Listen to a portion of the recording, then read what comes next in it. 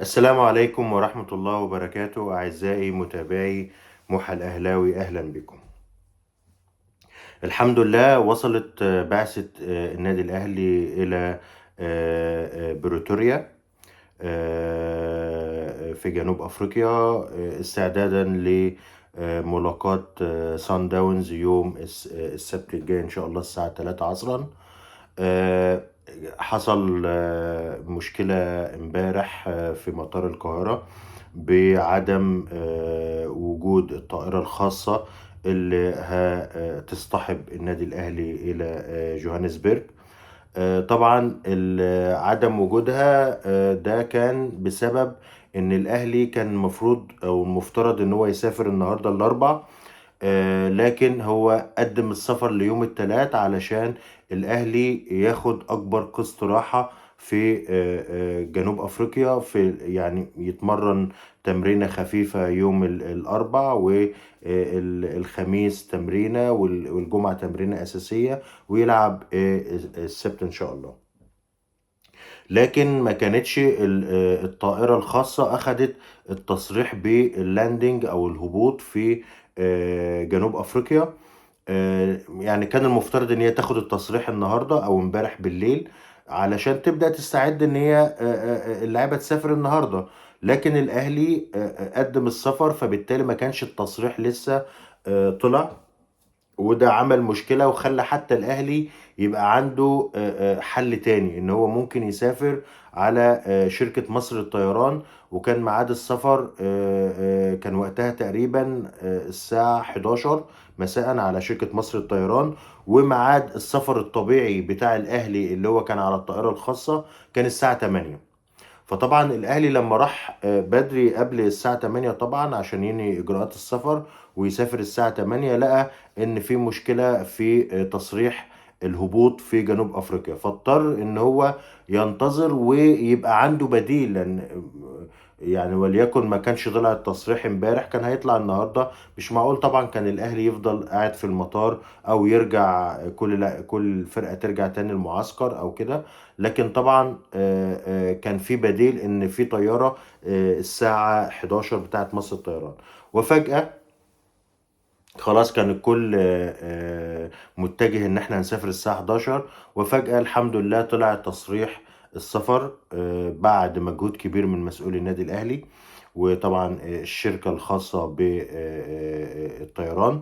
والحمد لله اتحلت المشكله على الساعه 10. كان بعد ما ودوا الشنط للطيارة بتاعت مصر الطيران، رجعت الشنط تاني وطلعوها على الطيارة الخاصة، والحمد لله سافروا ووصلوا النهاردة صباحا.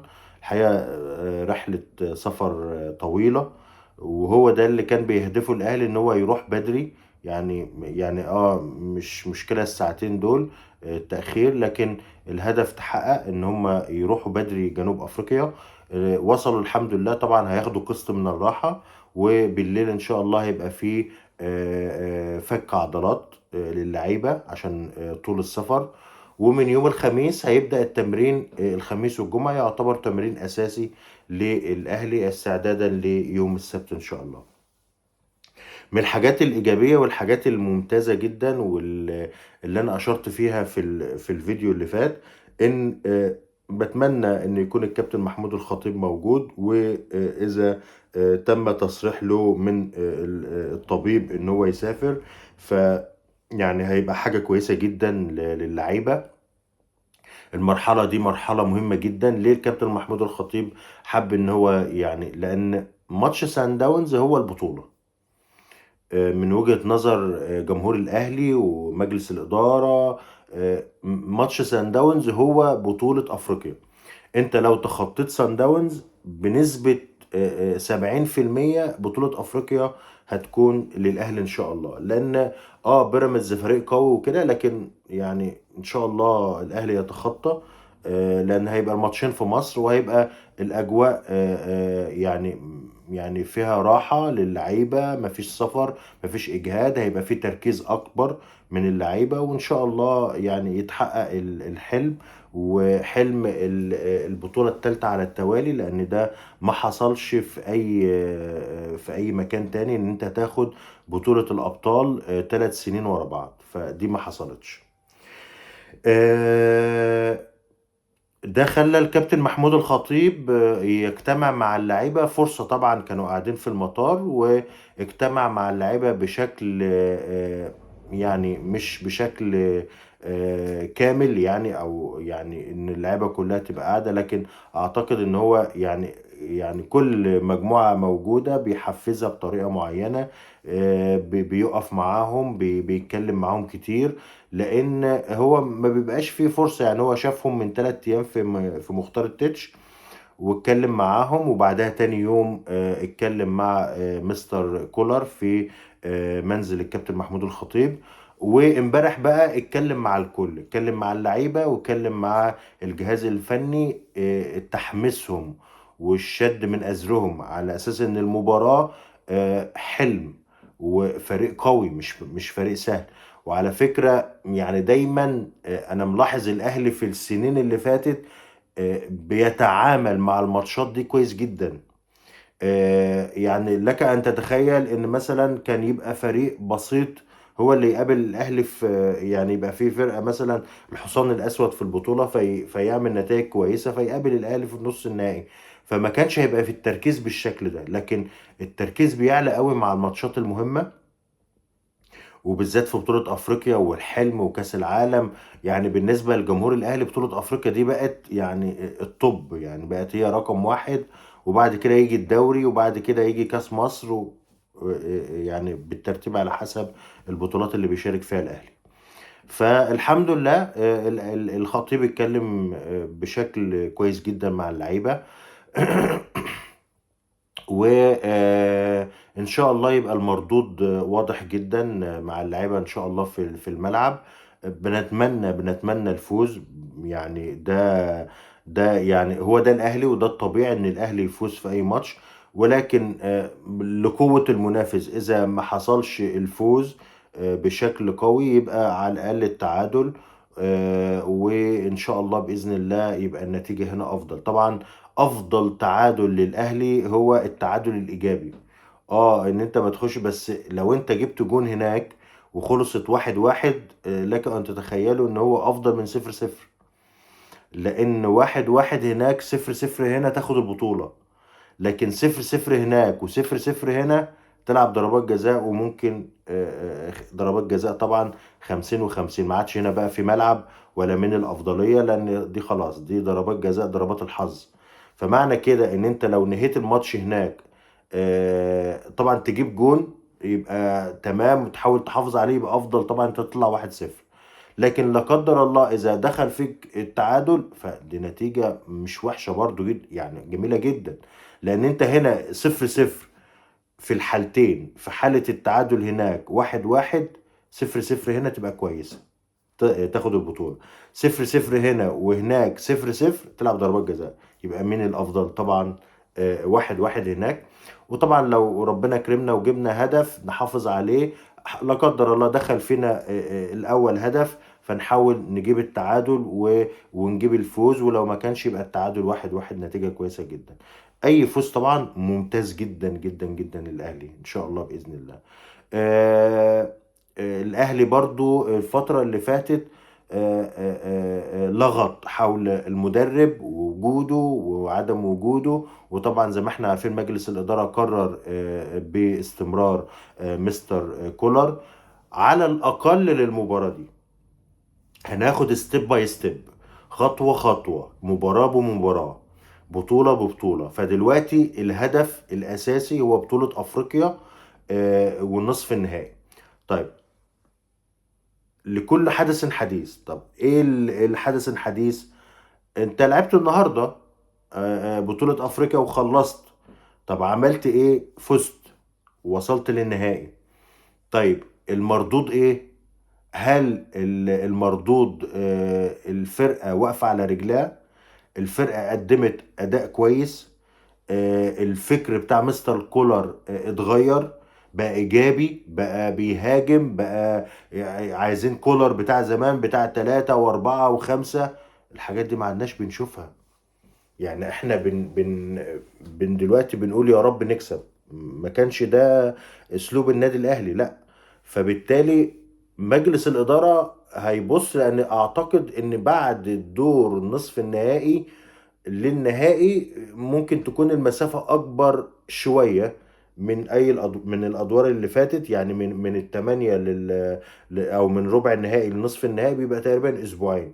على ما أعتقد إن ممكن تبقى 3 أسابيع، أو ممكن شهر، على ما أتذكر يعني. لأن النهائي هيبقى في أول 6، ممكن يبقى شهر تقريبا. طيب، هنا بقى هيبقى فيه هدوء في مجلس الإدارة ان هو يعني ياخد القرار. اعتقد ان هو اخدين القرار من دلوقتي مين هو المدرب. لكن حابين يشوفوا الاول، مش عايزين يحصل اي بلبلة او شوشرة في الفرقة، ومنتظرين يشوفوا النتيجة. اذا النتيجة في جوهانسبرج والقاهرة المستوى علا والتفكير اتغير طبعا. الاهلي يعني من بعد ماتش اللي هو ما راحوش بتاع الزمالك، وهو والاهلي بدنيا واقع. يعني الاهلي ما بيتمرنش طبعا، بياخد اجازات كتير، ما فيش ماتشات. فطبعا الموضوع ده خلى الاهلي عنده في مشكلة في اللياقة البدنية. آه، طبعا لما لعب حتى الهلال السوداني ما كانش برضه هو ده المردود بتاع الاهلي. فبس بدأ يعلى، بدأ خلاص بقى. طبعا فرقة الهلال السوداني فرقة كويسة جدا، فلما تلعب فرقة كويسة وتبدأ تعلى معاها، وبعد الهلال السوداني لعب بيراميدز. طبعا بيراميدز أفضل من الهلال السوداني، فالريتم واللياقة البدنية بدأت تعلى أكتر شوية، رغم برضو الظروف المحيطة في الماتش.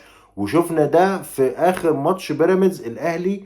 يعني دايما الفرقة في أواخر المباراة المستوى البدني بينزل، لكن الأهلي في آخر الماتش المستوى البدني علا. ودليل طبعا الكورة المشهورة بتاعت إمام عاشور لما أخذ الكورة وهو متجه للشناوي، وكان وراه أوباما، فرقصوا ترقيصة معينة ولف وطلع يجري بشكل قوي. وطبعا كانت بيدل على الحماس والقوة واللياقة البدنية. والحمد لله حتى اللياقة الذهنية، ان هو الفرقة بعد كده قدرت ان هي تتعادل افضل من الخسارة طبعا، ولو مؤقت لغاية لما نخلص بس افريقيا نص النهائي، وبعد كده نشوف الدوري بقى ونركز في الدوري ونشوف القصة بتاعت الدوري دي لوحدها. ف انا شايف ان يعني التدريج بتاع الماتشات من بعد موضوع الزمالك، الهلال السوداني اقل من بيراميدز وبعد كده سان داونز اعلى. شوفوا التدريج، تدريج حلو جدا للاعيبه. بس المهم ان احنا بقى نشوف النتيجه في جوهانسبرج، والنتيجه الاكبر هنا في استاد القاهره.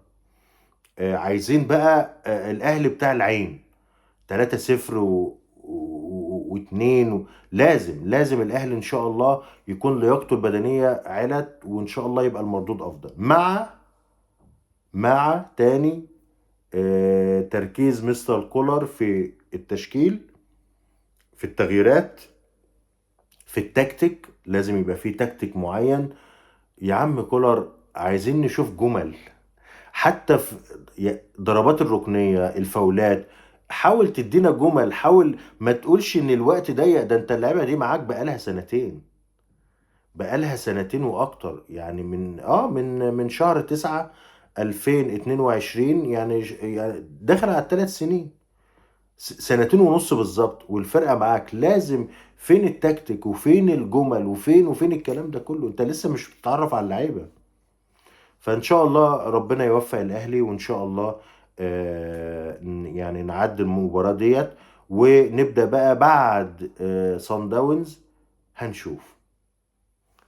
الاهلي توفق وربنا وفقه ووصل للنهائي، هنشوف اداء المدرب وضعه ايه، هل هيكمل في الدوري، هل هيكمل في النهائي ولا لا. طيب لا قدر الله ما حصلش نصيب وما وصلناش، قولا واحدا انتهى كولر نهائيا مع النادي الاهلي. حتى لو له شهر شرط جزائي، شهرين هيتم الدفع، وهيبدأ في فترة الدوري او فترة الشهر ونص دول على كأس العالم، نبدأ نشوف مدرب، او يكون هما بالفعل متعاقد او مكلمين مدرب، بحيث ان هو يبدأ يشوف الفرقة بقى، ويجي ويشوف الفرقة في الدوري ويستعد لكأس العالم.